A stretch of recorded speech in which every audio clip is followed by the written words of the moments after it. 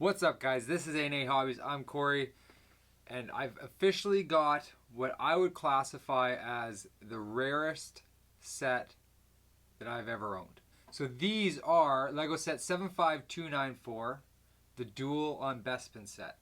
This set, as many of us know, was scheduled to be released at Star Wars Celebration, which was canceled due to the pandemic, and Lego decided to make these sets North American exclusive. So today I'm actually going to be opening this one. I'm going to be building this one. We're going to be having a look at it, and you're going to get a AA review of the Duel on Bespin set. It comes with 295 pieces and is recommended for ages 18 plus.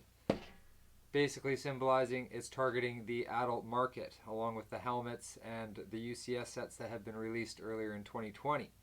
So I'm super excited to get this thing together. Let's take a quick look at the outside of the box, and then we'll get right into it. Alright, so having a quick look at the front of the box, you're going to see it's typical 18 plus box style, all black with the set just popping off the front. Love that. Down at the bottom, you're going to find 18 plus 75294 with 295 pieces. Again, because it's a North American box, we do have the piece counts out here. The Bespin Duel Star Wars, I guess I've been calling it the Duel on Bespin, same thing. And the middle of the set here showing everything built. Love those trans pieces down at the bottom. Want to get some of them for doing minifigure reviews. That is a sticker right there, as you can all see plain as day on the front of the box. It looks like a sticker, and I know it is a sticker.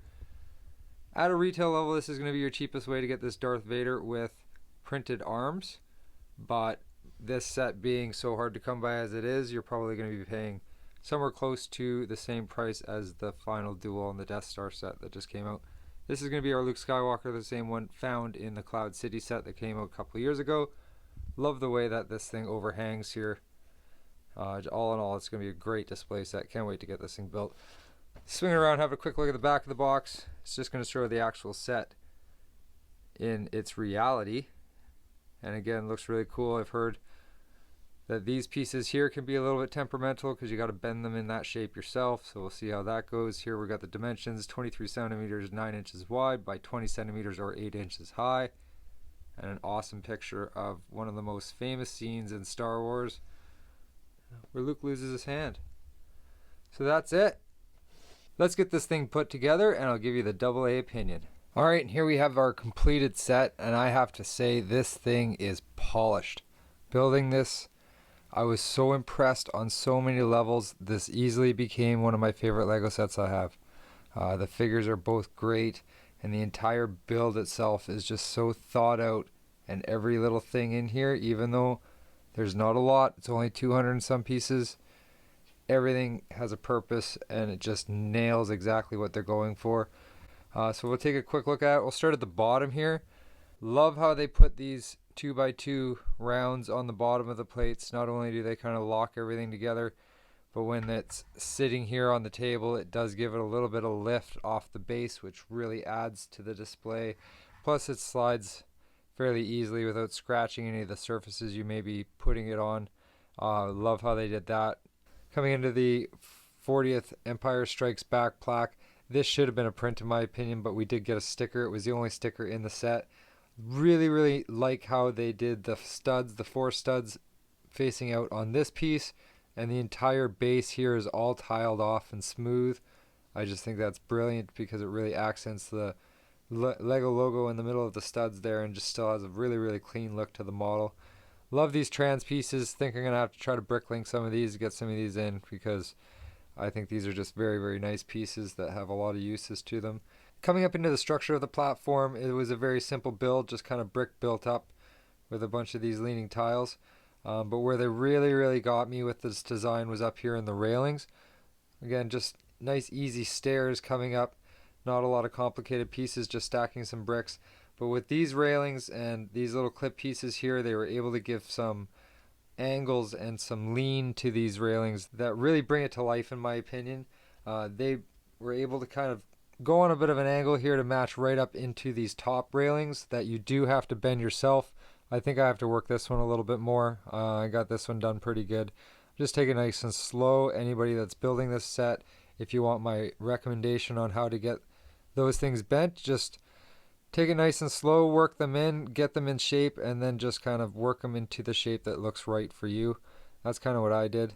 Absolutely love how they just use these single stud pieces on the top to make like the lights that are flashing during the scene. So simple, so easy, but so effective all the way through. Coming down here to the bottom of the platform, I really like how they made these pieces able to round the corner there. They were done very simply with just some 1x2 clip pieces and some tiles, and you're just able to bend those right around. Moving up to the front of the spire, all of these pieces here are reinforced by a rod that goes top to bottom. You're not going to have anything fall off or move around on this. It's held on very, very securely, and it's not going anywhere. Even these lightsaber hilts down here at the bottom, they're really, really secure. They're not coming off. They're not going anywhere. This entire front spire is held on by these two clips, which give it an enormous amount of strength. When it's on there, you can hold the whole thing by it. You can give it a shake. It's not going anywhere. It's very, very solid. Amazing how strong that is, just doubling up those two clips. Coming up through the front of it here, it's very simple, but they did add a little bit of details with these round studs here in the middle. Coming down to all of this stuff is very, very secure on there. It's not coming off. You can shake it and pull on it, and it's not just going to fall off there. You really have to take it off if you want. And they just did an excellent job just stacking these pieces up with a couple rods inside to make them strong, so they're not going to go anywhere. So aside from the display ability, the set does offer some playability in my opinion. That being so easy to set up these awesome minifigures in so many different positions to reenact the scene. As you can see, I have Luke missing his hand here for dramatical effect. Let me know in the comments if that works. And just really cool how you can set it up to such an iconic scene that they show you right on the back of the box to mimic exactly what to do. I absolutely love how it's got the overhang here, how the whole model carries out past the base, but they were able to extend the base enough to maintain its balance. It's not tippy in any way. It's not going to go anywhere in any way, which is fantastic. So this thing came with two Unreal minifigures, two minifigures that I am very happy to get. Let's have a quick look at them, and then we'll wrap this up. First minifigure we'll have a look at here is our Luke. He is a much different Luke than what I have. I have Luke's Landspeeder and the Advent Calendar and Obi-Wan's hut, and they all seem to be Tatooine kind of farm boy Lukes. This Luke has a darker tan colored print, which is going to be the exact same one that we find in the Cloud City a couple years ago. Love the hairpiece on this one. Not sure how much different that is, but it's a little bit darker color than some of the other farm boy type Lukes that's out there. He does have a secondary face, the I'm doing all right face, and my daddy just cut off my hand face, so that's really good. And all in all, I am super happy to get this one because again, all of my other Lukes are kind of your cookie cutter Lukes, and this one stands out as being unique in my collection. And our second minifigure here is going to be our arm printed Darth Vader.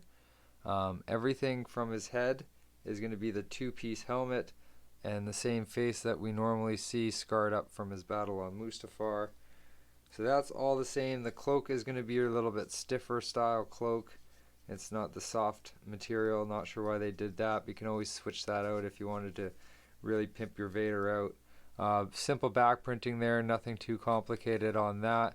But again, first time that we've seen Darth Vader with some arm printing, and it is really good, really clean lines, nice chrome color, really sharp.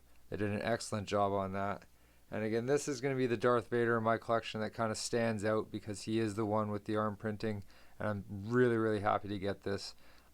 This would have been the least expensive way to obtain this minifigure in a set, but again, the set has become so rare so fast that I don't know that you're going to be able to pick this guy up in this set for any cheaper than we'll find him in the other set that he comes in this wave, which is the Death Star Final Duel. So there it is, our North American Toys R Us Lego exclusive Bespin Duel. And it is every bit what the hype was built up to be for it. I absolutely love this set. It's one of my favorite sets that I've ever put together, and I'm going to be very proud to put it on my shelf on display. I am super grateful that I was able to pick up this set in the first place because there's actually zero chance that I was going to make Star Wars Celebration this year to be able to pick up a set like this. So thankful that I was able to get these two minifigures. I was going to end up getting that one anyway because I'm definitely getting the other set that he comes in, but this figure here I never would have gotten unless they put them in another thing. Probably noticed that I did get 2 of these at the beginning of the video. I am going to be sending one to a very good friend of mine who wasn't able to get one, and I am on the hunt for some more because I do have a few other people that are looking for some that aren't able to get it, and hunting is a lot of fun for me, so I'm going to do some hunting. We're going to hit up some Toys R Us's. We're going to do some vlogs. We're going to try to find some more Bespin sets along the way. And you never know, Play Value toys, even though they're not Toys R Us, they're pretty sneaky. They might end up getting one too. So stay tuned for the vlogs, guys. Thanks for sticking with me through this one. If you're new here, don't forget to hit that subscribe button. We'll see you on the next one. Thanks, guys.